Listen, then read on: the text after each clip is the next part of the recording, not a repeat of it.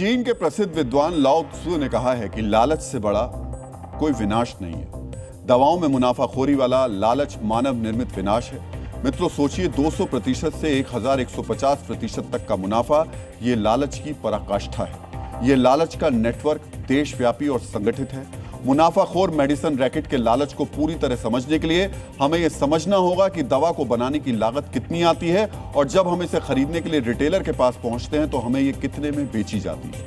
मित्रों, बुखार आने पर हम लोग आमतौर पर पैरासीटामोल 500 mg सॉल्ट की क्रोसिन नाम की दवा लेते हैं। बहुत आम दवा है जिसका जिक्र अभी थोड़ी देर पहले ही हमने किया भी था। इस दवा के जरिए अब आप मुनाफाखोर मेडिसिन नेटवर्क के पूरे लूट तंत्र को समझिए। पहले क्रोसिन बनाने की लागत समझ लेते हैं। 2024 में क्रोसिन को लेकर एक रिपोर्ट पब्लिश हुई। रिपोर्ट के मुताबिक पैरासीटामोल बनाने के लिए कच्चा माल 2024 में 180 रुपए प्रति किलो मिल रहा था। 1 किलो कच्चे माल यानी एक्टिव फार्मास्यूटिकल इंग्रेडिएंट से 2000 टैबलेट बनती है, यानी एक टैबलेट को बनाने की लागत मात्र 9 पैसे है। अब आप समझिए, एक पत्ते में 15 टैबलेट होती है। 15 टैबलेट बनाने के लिए कच्चे माल का खर्च आता है ₹1.35।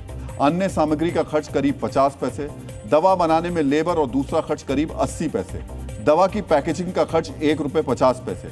दवा की क्वालिटी टेस्ट पर लगभग 50 पैसे का खर्च, यानी कुल मिलाकर 15 टैबलेट का पत्ता बनाने में खर्च हुए करीब ₹5। जिस कंपनी ने दवा बनाई उसका मुनाफा अगर 10% हुआ तो लागत हो गई ₹5.50। डिस्ट्रीब्यूटर का मुनाफा 10% जोड़ें तो लागत हुई ₹6। अब इसमें रिटेलर का मुनाफा और ट्रांसपोर्ट का खर्चा ₹2 और जोड़ दीजिए तो ये ₹8 बनता है।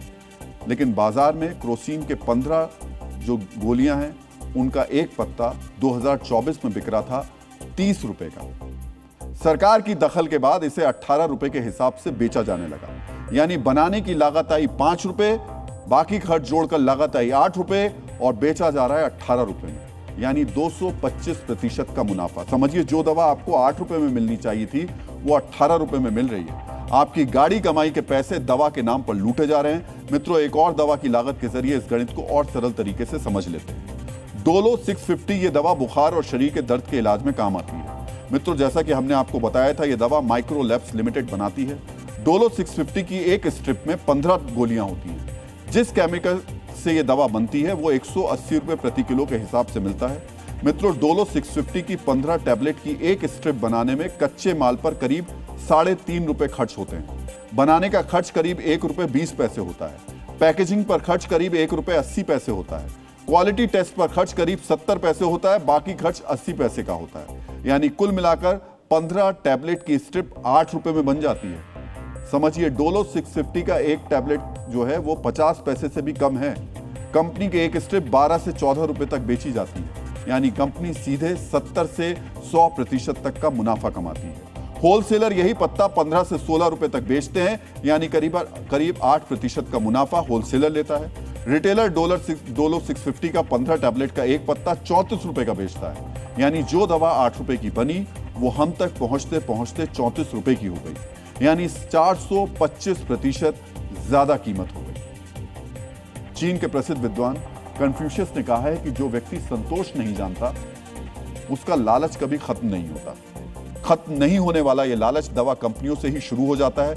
जब हम केमिस्ट के काउंटर पर पहुंचते हैं तो मुनाफा वाला ये लालच कहीं 200%, कहीं 400%, तो कहीं 1200% तक बढ़ चुका होता है। मित्रों, जानते हैं सरकार इन दवा कंपनियों को तरह तरह की रियायत और छूट देती है। ये सब कुछ इसलिए क्योंकि हम लोगों को दवा जो है वो किफायती दाम पर मिले। आज आपको ये जरूर जानना चाहिए कि इन दवा कंपनियों को सरकार क्या क्या रियायत देती है। ध्यान से सुनिएगा और समझिएगा। सबसे पहले बात जीवन रक्षक दवाओं की। सरकार ने 36 जीवन रक्षक दवाओं पर GST 0 कर दिया है, यानी इन दवाओं पर कोई टैक्स नहीं लगता। सरकार चुनी हुई दवा कंपनियों को प्रोडक्शन लिंक्ड इंसेंटिव देती है। इसके तहत कंपनियों को उत्पादन बढ़ाने के लिए छूट और नकदी प्रोत्साहन मिलता है। जानते हैं रकम कितनी है? 2022-23 में 15,000 करोड़ का फंड तय किया गया था। मार्च 2025 तक सरकार इस योजना में कंपनियों को 37,306 करोड़ का प्रोत्साहन दे चुकी है। इस स्कीम में सिप्ला, डॉक्टर रेड्डीज, सन फार्मा, अरविंदो फार्मा जैसी बड़ी बड़ी कंपनियां शामिल हैं। इस नकद प्रोत्साहन के अलावा सरकार दवा कंपनियों को इनकम टैक्स एक्ट की सेक्शन 81C के तहत छूट देती है। यह छूट उन कंपनियों को मिलती है जिनकी मैन्युफैक्चरिंग यूनिट सिक्किम, उत्तराखंड, हिमाचल प्रदेश और नॉर्थ ईस्ट में होती है। मैन्युफैक्चरिंग यूनिट को लाभ में 100% छूट मिल जाती है। आंध्र प्रदेश, गुजरात, हिमाचल प्रदेश में दवा कंपनियों को यूनिट लगाने के लिए कम कीमत पर जमीन मिलती है। साथ ही बिजली, पानी और दूसरी सुविधाएं भी रियायती दरों पर दी जाती हैं। दवाओं के लिए रिसर्च पर भी कंपनियों को छूट मिलती है। रिसर्च पर खर्च की गई रकम में 150% तक छूट शामिल है, यानी अगर किसी कंपनी ने रिसर्च पर 100 रुपए खर्च किए तो उसे 150 रुपए तक की छूट का लाभ मिलेगा। इसके अलावा दवा कंपनियों को कई अन्य छूट भी मिलती है। बल्क ड्रग पार्क स्कीम के तहत 3,000 करोड़ का सपोर्ट दिया गया, जिसमें सरकार 70% तक का इंफ्रास्ट्रक्चर कॉस्ट उठाती है, जिससे मैन्युफैक्चरिंग सस्ती होती है। इनकम टैक्स में भी छूट है। इनकम टैक्स में manufacturing company, not specifically pharma company, but manufacturing company के लिए भी छूट दी गई है। मित्रों, डोलो 650 बनाने वाली माइक्रो लैब ने सिक्किम यूनिट में दवा बनाकर टैक्स में छूट ली, लेकिन इस छूट का फायदा आम आदमी को नहीं दिया।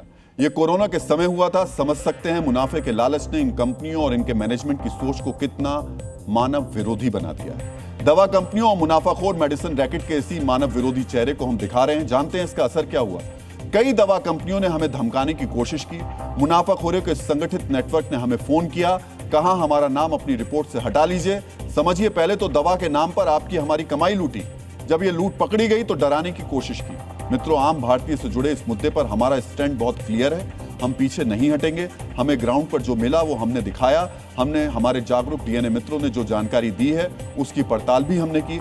हमने सच दिखाया है, इसलिए हम रिपोर्ट से किसी कंपनी का नाम नहीं हटाएंगे। मित्रों, आपका भरोसा हमारी ताकत है। लेकिन आज एक और टिप्पणी हम आपसे जरूर शेयर करना चाहेंगे। मित्रों, हमारे सोशल मीडिया पर एक कमेंट आया। कमेंट में लिखा है, आप अपना ड्रामा बंद करो। मित्रों, इस रिस्पॉन्स को हम इग्नोर कर सकते थे, लेकिन हम इसे दिखा रहे हैं। हम ये आपके ऊपर छोड़ते हैं। आप ये तय करें, क्या हम आम भारतीय के हित में मुनाफाखोर मेडिसिन रैकेट के खिलाफ हमारा ये अभियान आपको ड्रामा लग रहा है या एक गंभीर पहल लग रही है। सोचिए, जनहित की खबर को ड्रामा बताया जा रहा है, उस अभियान को ड्रामा बताया जा रहा है जिस पर केंद्र से लेकर कई राज्यों की सरकार ने एक्शन की बात कही है। आप में से हजारों लोगों ने हमारा साथ दिया है, अपना कीमती समय निकालकर हमारी मुहिम का समर्थन किया है। मित्रों, अगर हमारी ऐसी जनहित वाली खबर नहीं दिखाएं तो फिर हम क्या दिखाएं? क्या दिन भर युद्ध की खबरें दिखाते रहे? मीडिया का एक हिस्सा युद्ध की खबरें ही दिखा रहा है। जब ऐसी खबरें दिखाई जाती हैं तो लोग यही कहते हैं कि मीडिया अपनी जिम्मेदारी नहीं निभा रहा। जब हमने आपके लिए दवाओं के मुनाफाखोरों के खिलाफ स्ट्राइक की तो इस खबर को ड्रामा बताया जा रहा है। अब आप बताइए, ऐसी सोच वालों को क्या कहा जाए? एक जिम्मेदार मीडिया प्लेटफॉर्म होने के नाते हम जनहित से जुड़े ऐसी खबर जरूर दिखाएंगे और दिखाते रहेंगे। मार्टिन लूथर किंग जूनियर ने कहा है कि तमाम तरीके की असमानताओं में स्वास्थ्य सेवाओं में होने वाला अन्याय सबसे चौंकाने वाला और अमानवीय है। मित्रों, दुर्भाग्य यह है कि देश में यह धड़ल्ले से हो रहा है। मरीज दो तरफ से मारे जा रहे हैं। एक तरफ दवा की कीमत मार रही है, दूसरी तरफ दवा की मिलावट यानी नकली दवा। इस पर बड़ा खुलासा हम कल करेंगे, लेकिन आज हम अपने एक डीएनए मित्र का खास संदेश आप सभी से शेयर करना चाहते हैं। हमारे डीएनए मित्र मणिशंकर मिश्रा ने हमें एक सुझाव भेजा है। इन्होंने लिखा है, आप डीएनए में किसी विचारक या महान व्यक्ति का कथन बताते हैं तो कृपया उस हिस्से पर 2 मिनट तक रुक जाएं ताकि मैं नोटबुक में उस विचार को लिख सकूं।